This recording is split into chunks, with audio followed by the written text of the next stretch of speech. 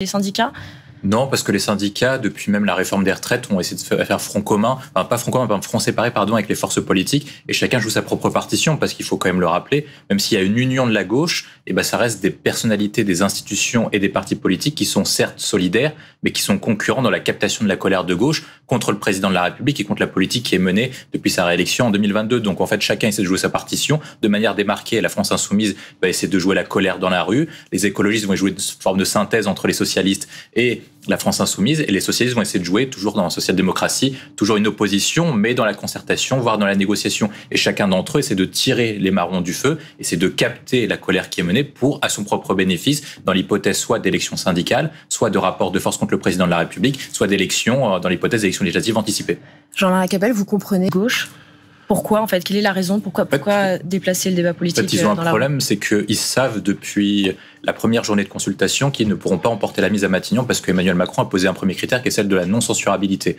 L'objectif, c'est que comme vous ne pouvez pas gagner la bataille contre Emmanuel Macron au sein de l'hémicycle parce que vous représentez qu'un tiers des députés, il faut déporter le débat quelque part, que ce soit d'un point de vue médiatique, que ce soit de jouer les Français contre les élites. Et dans cet objectif-là, Jean-Luc Mélenchon a une stratégie qui est claire, c'est de porter non pas la responsabilité du blocage du pays sur Matignon, voire même sur l'Assemblée nationale, il veut la faire porter sur Emmanuel Macron. L'objectif est double. Un, de détruire ce qui reste du macronisme, qui est en déliquescence d'un point de vue électoral, notamment au vu des dernières élections. Et aussi, le deuxième point, c'est de faire entrer d'autres débats sur la question, en disant que si par cas vous avez un problème, si par cas vous n'arrivez pas à trouver une majorité, et ben ce sera pas le choix d'un futur remplaçant à Michel Barnier qui peut être posé, mais d'une démission d'Emmanuel Macron pour pouvoir relancer les institutions. Et sous ça permettait de provoquer une élection présidentielle anticipée, dans l'hypothèse, je pense, d'affronter Marine Le Pen dans le cadre d'un second tour d'une élection.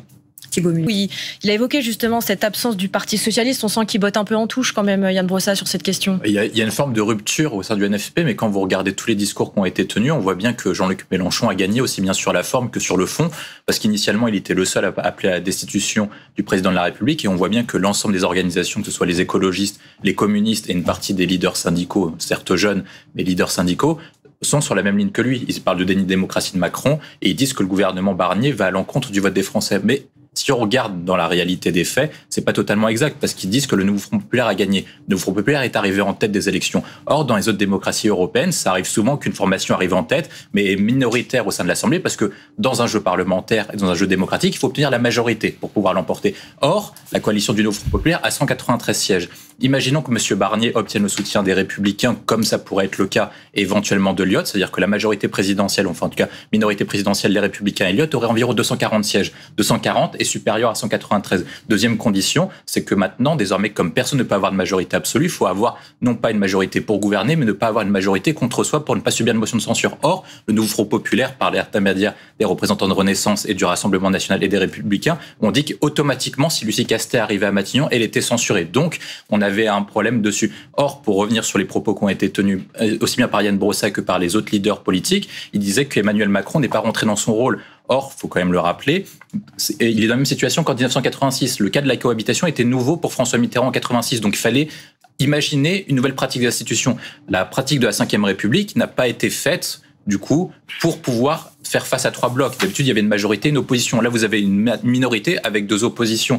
Or, le président de la République a aussi deux autres missions constitutionnelles. Au-delà de nommer un Premier ministre, c'est celle d'assurer la stabilité du gouvernement et des institutions du pays. Et la nomination de Lucie Castet ne répondait pas à ça dans la mesure où elle était censurée automatiquement. Et le deuxième point, c'est d'assurer l'indépendance de la nation. Si par cas, vous êtes sous procédure de déficit excessif de Bruxelles et que vous n'arrivez pas à répondre à un budget, est-ce que vous ne mettez pas en jeu l'indépendance de la nation vis-à-vis des marchés financiers ou même des institutions internationales et européennes? C'est peut-être la lecture qu'a eu le président de la République et qui répond aux propos tenus par les leaders syndicaux. Justement, Jean-Laurent Capelle, le prochain colère de la gauche dans les rues, William T. Pourtant, dans un dernier sondage, on voit que 40% des Français valident en fait la nomination de Michel Barnier. Oui, et même il y a un dernier majorité sondage de Français. Odoxa qui met Barnier à 51% de taux de confiance. Donc vous avez un taux de confiance qui est assez élevé en comparaison notamment avec celle de Gabriel Attal. Gabriel Attal, dans le sondage que vous citez, il est à peu près à 46-47 et dans l'autre sondage, il est à 56. Donc il y a que 5 à 6 points d'écart entre le choix d'Attal et le choix de Barnier. Plusieurs raisons pour expliquer ça. Le premier, c'est que les Français ont besoin d'un gouvernement qui soit opérationnel dans la mesure où nous sommes passés une période estivale, JO, sorte de parenthèse enchantée, à un retour du réel marqué par la rentrée scolaire, un budget qui va être compliqué, le pouvoir d'achat et le retour des thématiques qui sont difficiles. Le deuxième point, c'est que la coalition soutenue théorique par Barnier parce que pour l'instant, Attal et Wauquiez n'ont pas validé cette coalition, et rassemble quand même un grand soutien de Français. C'est-à-dire que ça ressemble à peu près 35% des intentions de vote et des votants actuels, et également 40% des gens soutiennent une coalition entre Renaissance et les Républicains. Si en plus vous ajoutez à ça l'Elliott, etc., ça vous fait une base politique qui est solide, qui justifie ces 40%. Autre point aussi, c'est le profil atypique de Michel Barnier, parce qu'il a quelques qualités qui permettent de répondre à la situation. D'une part, il a son expérience d'élu local, donc quand vous êtes élu local, vous travaillez souvent avec la gauche ou avec vos opposants politiques. Et autre point, à Bruxelles, il a montré qu'il était capable de faire passer, au-delà de ses convictions personnelles et de ses intérêts propres, l'intérêt des personnes qui lui ont donné un mandat. Je cite un exemple au Brexit. Il avait sa position qui était plutôt française, donc avec des particularités du Brexit entre la Manche, entre la Grande-Bretagne et la France. Et pourtant, il a fait passer les intérêts des Européens plutôt que ses intérêts de Français, de la même manière lorsqu'il était commissaire au marché intérieur. Et dans la situation politique où vous avez besoin de bâtir des coalitions électorales partant de Marine Le Pen théoriquement à Gabriel Attal, il faut être assez souple idéologiquement pour pouvoir dégager une majorité. Vous vouliez réagir, doivent aller les socialistes? Oui, je pense qu'il y a... En fait, la situation politique est paradoxale. C'est-à-dire que vous avez 3 blocs. Les 3 blocs sont minoritaires et ne peuvent pas gouverner sans l'aide d'un autre bloc. Or, initialement, au lendemain des élections législatives, chacun des blocs a essayé de jouer dans son camp en disant voici les lignes rouges et on négocie avec personne.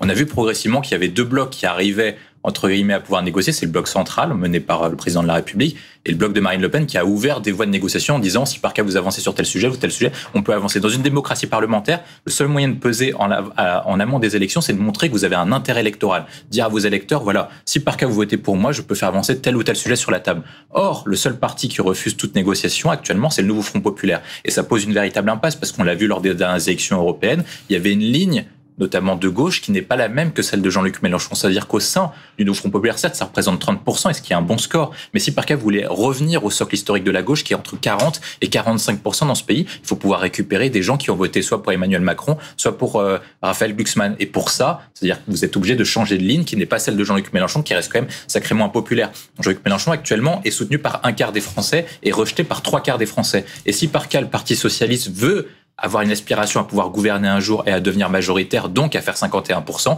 il est obligé de se tourner vers d'autres électeurs, vers d'autres lignes, et donc se détacher petit à petit de Mélenchon. Mais je mets quand même un bémol.